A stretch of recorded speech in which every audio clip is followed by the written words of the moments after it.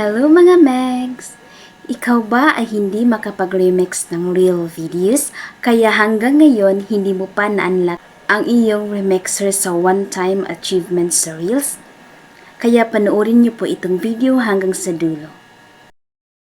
Ang una nating gagawin mga Megs is i-open niyo po ang inyong Facebook page.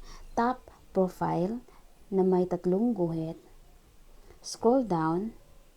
Tap help and support.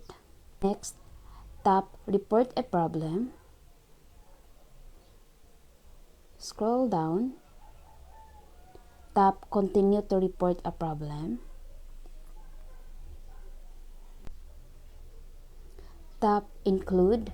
Dito nyo po iselect mga Megs kung page po ang inyong gamit. At profile naman kapag personal Facebook ang iyong gamit. Ang select ko po dito mga Megs is pages kasi page po ang gamit ko.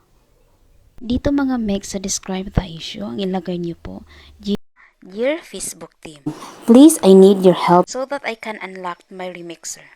I hope it will be resolved as soon as possible.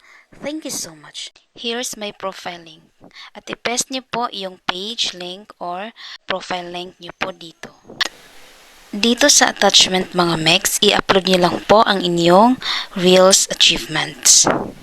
Tapos, pindutin niyo po yung arrow sa ibabaw para po masubmit. Please don't forget to like and subscribe.